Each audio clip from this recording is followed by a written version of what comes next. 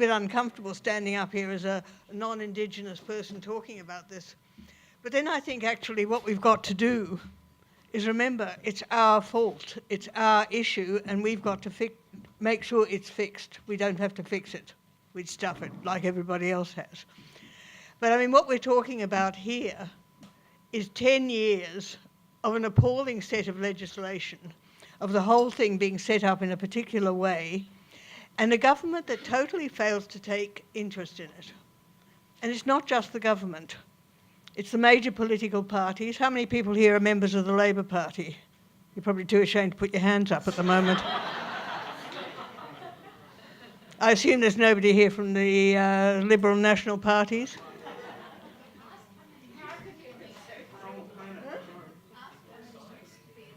How many ex-Labour people are there? Put my own hand up for that one. I mean, it's a really interesting political issue, and I want to talk a bit about the political issue because I think that's the one thing that maybe we can try and think about and do something about. When you take a look at this entire thing there, my background is, I'll give you a little bit of my own background. Well, first of all, I'm sorry, I should have paid my respects to the Gadigal Nation, the Gadigal people of the Eora Nation. But I got so tied up with this sort of thing there. I got dragged in, not dragged in, I very willingly came in on this very early in the piece when I got a phone call from somebody I know. And I think it was actually Rosie Scott, and I want to pay my respects to Rosie Scott. How many people here knew Rosie? She was very much an activist in the whole Women for WIC thing. And she died a few months ago. And her book, The Intervention, is for sale here, where she put together a whole lot of stuff. And there were a whole group of us that got together at that particular time because we were so appalled when the whole intervention started. We thought we've just got to get out there and tell people what's going on and try and stop it. And here we are 10 years later, and we really haven't got very far. We did a lot of activity at that stage. We had a lot of demonstrations. We had a lot of various other types of political activism. We've produced books. We've produced videos. I've produced a few publications, other things about that. The data is out there. And one of the things I want to make very clear tonight, because I am a researcher, it's my background. I've been working with Yambana the last few years, which is the Indigenous unit at UTS. And we produced a whole Journal of Indigenous Policy and various other things I've been involved in, and I've been writing this stuff up. I used to teach research methods. I used to teach policy and advocacy. I used to do policy and advocacy, and I'm still doing it. I have this foolish idea that I can change the world, or at least stop it being as obnoxious as it currently is, and I must be an optimist because I keep going. But I think it's actually important because I'm coming from an area where I actually have both worked for government, for politicians, I've worked in the bureaucracy, I've worked in the NGO sector, and I've also been a very active member of various women's groups and so on. So I actually do understand how the political system works, and I do know how decisions are made. So I thought maybe coming into this I could do something about it. So one of the things I've been trying to do is collect the data. And I've got masses of it here because I've started collecting it, but I'm not going to read it out here, but I'm just going to say to you very clearly, and it was actually said very clearly in the last few days by a whole lot of people who've been involved in this area, that basically there is no evidence that anything in the intervention has worked.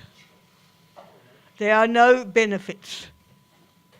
Somebody from the Northern Lands Council was on telly the other night, and he was saying very clearly the only thing there are some extra houses. And even these were built by outside builders, so the money didn't actually go to the communities, and the benefits were much less than they were under the old-fashioned idea of what's happening there. So I think we've just got to accept the fact that the government, which keeps screaming about the fact it can't afford anything, has spent $1 billion+ on things like income management. And I know a lot about income management because that's the background of the stuff I've been chasing down. Imagine if you had a card which identified the fact that you were on welfare and you were not trusted to make your own decisions about spending your money. That's basically what having a Basicscard means. 50% of your money was actually limited, and you could only use it at certain shops, and you couldn't buy things like cigarettes and alcohol, and you couldn't gamble, and you couldn't buy pornography. This was the idea that actually stigmatises everybody that's on the Basics card. They brought it in originally for, I think it was 71 or 72 communities, and it came in the literally the last few weeks or few months of the Howard government with Mal Brough, when he thought because he'd been in Vietnam he could sort of go and use the army and march in and do all of those abominable things he did as an ex-soldier. And, you know, they used the report, and we've already heard about that, as a trigger, but they did not pick up one of the recommendations of the report. They left it out entirely. It was just used as an excuse. But the country let it happen. And then when we voted in the Labour Party instead, the Labour Party continued it. They did not stop it. They went in and they fixed a couple of things, as mentioned before. Howard had suspended the Racial Discrimination Act. So they brought it back in and they introduced the Basics card to the entire Northern Territory. I was checking the statistics today. There's something like 24,000 people on the Basics card, and 90% of them are Indigenous. Funny about that. That's despite the fact that they've actually got a whole lot of other areas, but certainly in the Northern Territory it's over 90%. They did bring it in a few other areas to persecute a few other people, like Bankstown in Sydney, Shepparton in Victoria, Logan, other disadvantaged areas. And what they've done in doing that is actually stigmatise anybody who's basically on welfare, and they're going to do it even more so. I was listening to Porter today carrying on about this new thing that's going to be called, the job seekers payment, which is going to pull all of the working age payments together. So if you're on a payment because you're being treated for cancer, you're going to be labelled as a job seeker who's temporarily allowed not to be a job seeker. This whole idea of stigmatising people on welfare as being incompetent was tried out quite deliberately on Indigenous communities. And even though it came out of the Racial Discrimination Act very shortly after, you know, the thing when Labor decided to sort of tidy it up a bit, they actually continued the idea in people's head that this is aimed at Indigenous people, and Indigenous people cannot be trusted to manage their own cash. They all rush off and get drunk all the time. Actually, I think the statistics show that there's more Indigenous people that don't drink than there are in the broader community. But it does not work. Controlling people's money doesn't work. Did that stop them? No. Today I heard Porter carrying on that they're now actually trying to stigmatise all the people that he's doing on the fact that they're all drug users. And they're going to put drug users on a form of the Basics card for 24 months if they fail the drug test. I mean, failing the drug test might mean you went to a party a week ago and you've actually got a little bit of whatever you were taking at the party left in your system, and now you're going to be put on income management. This is a way of undermining, and this is stuff I've done a lot of work, the entire welfare system. And they're bringing in the cashless welfare card in Ceduna and the Kimberleys, which is Twiggy Forrest's best effort, which is incidentally being promoted by his foundation, who are running ads saying, sign up for the cashless welfare card, you know, this is the way to deal with all of the problems and the things there. And they're bringing it on, they're doing it in areas where there's a majority of Indigenous people. This is actually a way of changing the entire welfare system back to a sort of 19th century or pre-19th century version of the assumption that all people on welfare are lazy, nasty people.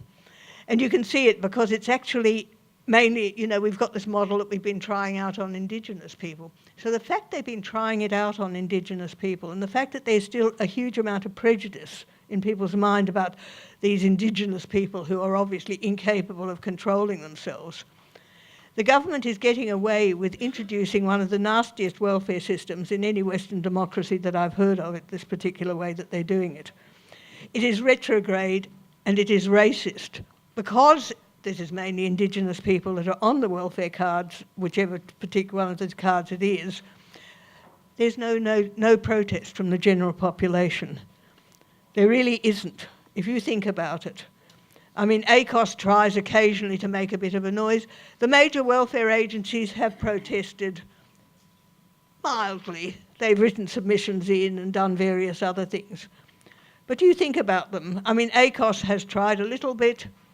St Vincent de Paul at the top level makes noises about it because John Falzon happens to be a good guy.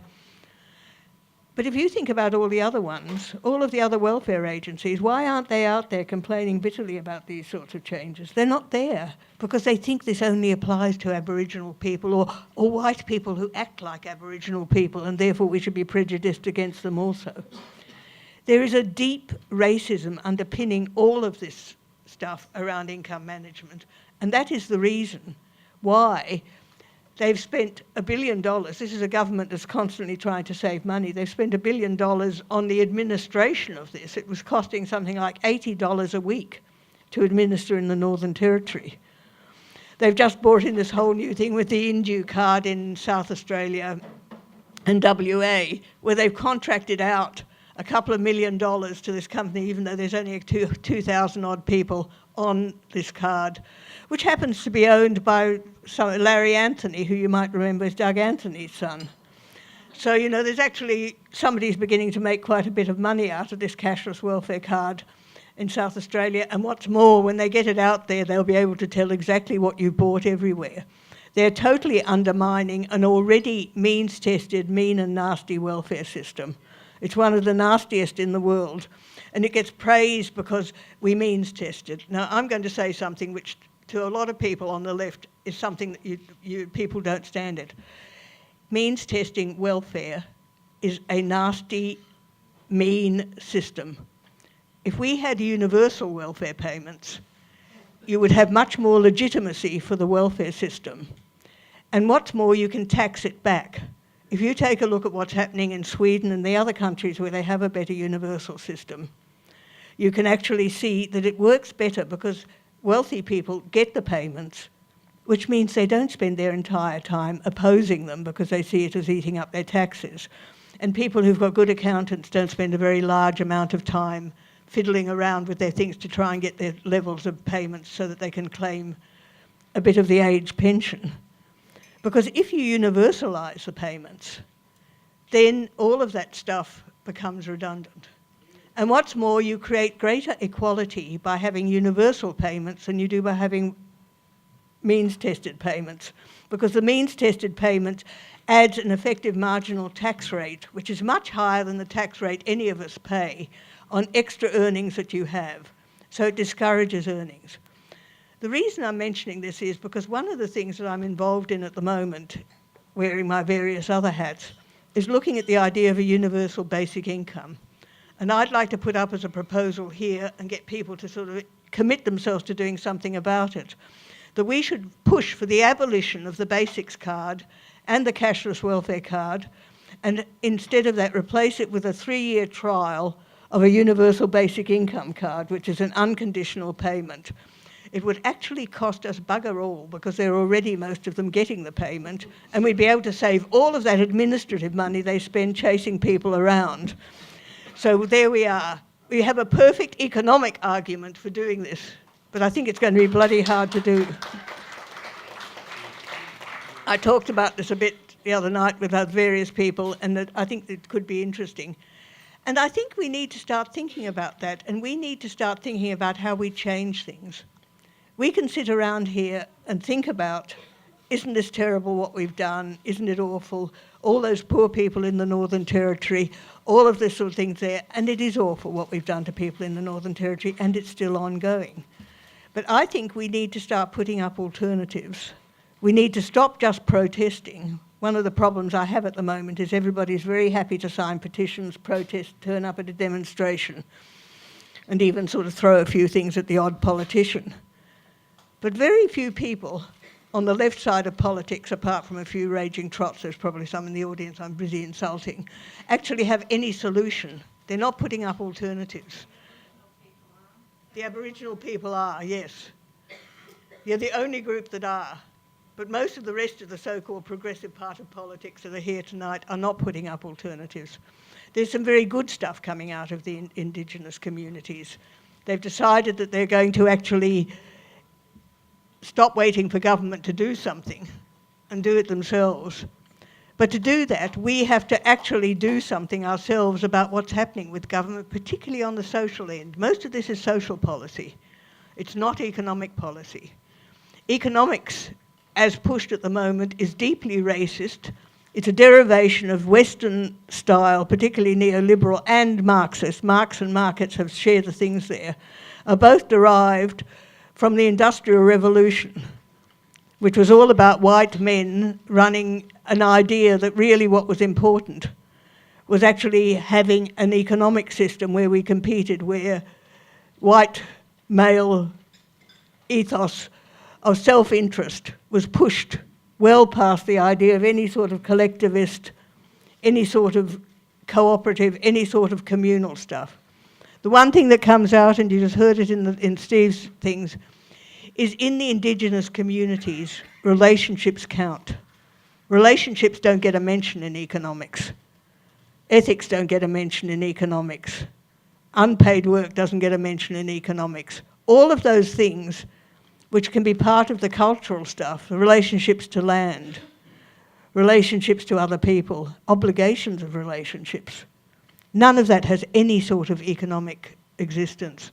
We have to get out of that area, and we have to try and do something about the fact that we have been responsible for a 10-year persecution of certain people because they have been identified as Aboriginal and because they've been on some form of payment, or they live in particular areas where they've had their power taken away. I mean, we not only marched into these communities and put everybody on Basicscards, at the same time they undermined the entire sort of systems that people had in communities by putting in local governments, which were much more a Western sort of model. They got rid of people that had jobs there under the CDEP, which worked a bit like a universal basic incomes and actually did work. And they took away those jobs and brought in a lot of people, white people, who actually were given different sorts of administrative jobs. They ruined the social relationships that were up there by destroying the local Indigenous groups that were actually running a lot of these communities. They have left a huge trail of destruction and stigmatised a lot of people and made them feel bad about themselves. We have to do something about it. And writing to your MP doesn't work. Filling in petitions doesn't work. We've got to sit down and look at alternatives and go there and visit people. Those of you that have Labor members in your area, try and point out to them that they have behaved like complete dead shits for the last 10 years in this particular area. I know there's people in the Labor Party that do it. Somebody has to take out a contract on Jenny Macklin. I'm not quite sure. Any Victorians around? I mean, she is the reason. When I had a conversation with Mark Butler when I ran into him, and I was on TV with him at one stage, and I said, you know, what are you doing about social policy? He said, oh, Jenny Macklin's in charge of that. And I said, get rid of her. She stuffed it. She stuffed single parents. She stuffed Indigenous stuff. Oh, he said, surprise, surprise. And unfortunately, she was also a member of the left faction, even though you wouldn't know it by the fact that she pushes certain policies, which means people like Tanya Plibersek go along with what she's doing, rather than thinking about just social justice and things in the way that she ought to. And I'm sure some of you here live in her electorate. And to some degree that would also apply to Anthony Albanese. That's what you've got to know if you're going to do political stuff. What are the factions? Who's more loyal to their factions than they are even to the party? Who's loyal to the party? Who's prepared to think things through? Who's prepared to make changes? When I was teaching advocacy and policy, I used to teach my students, if you're banging your head against brick walls, learn to identify the loose bricks.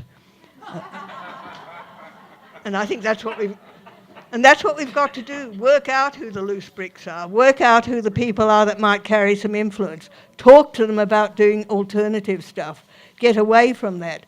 We need self-determination for the Indigenous people so they can take things back and have the control over the things there. And we need to provide them with the resources to compensate for the crap that they've been suffering for the last 10 years. And I don't quite know how we do it at this stage, But I think it's up to us to take on that responsibility. All of the non-Indigenous people in this audience, Indigenous people in this audience, I think are already making efforts to do that.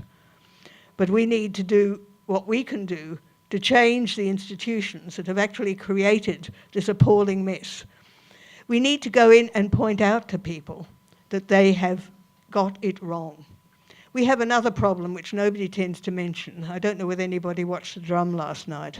Anybody here watch The Drum last night? We have had a problem which Jenny Macklin is partly responsible for, and I'm standing here as a well-known public feminist to say that, which is when the intervention started, I remember there were some accusations flying from Marcia Langton, if I remember rightly, saying there's all of those people that are supporting men who are rapists against women. It's women that want the intervention. Last night I was watching Jacinta Price saying exactly the same thing on television. This is being used against any changes to the intervention.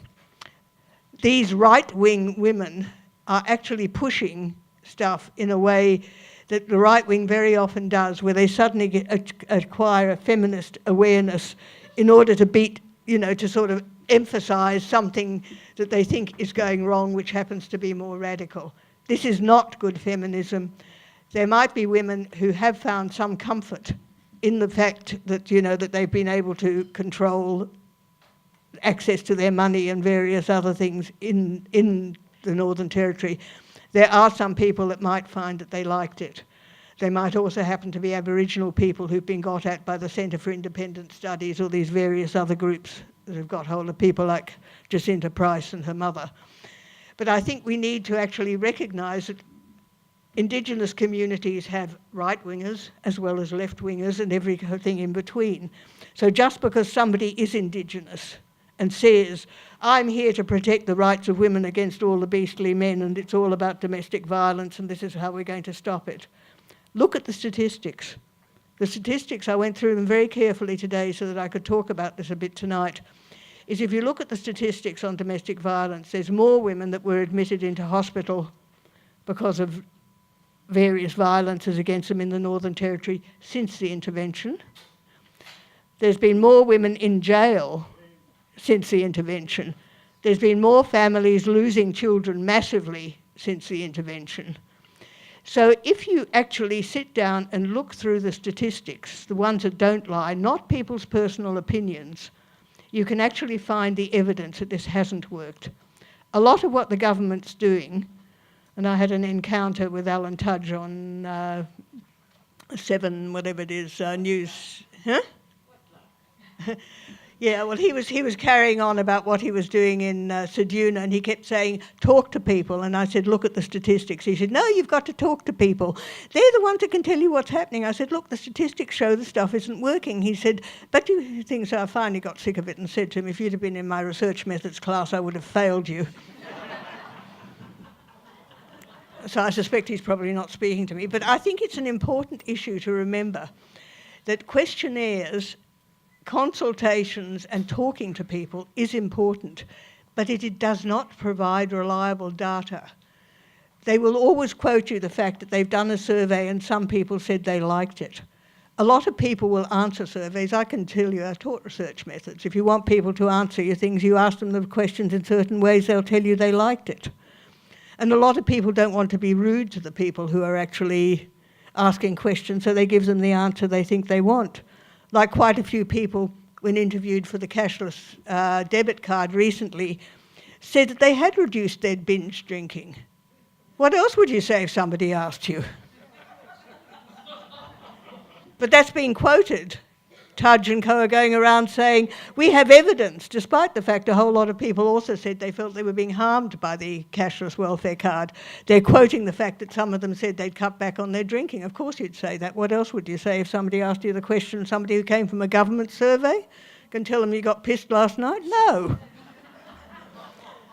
So I think we've got to be seriously sceptical when people like Jacinta Price and co stand up and say that women are being protected, because the data does not show that it has had any positive effects for women in any of those areas.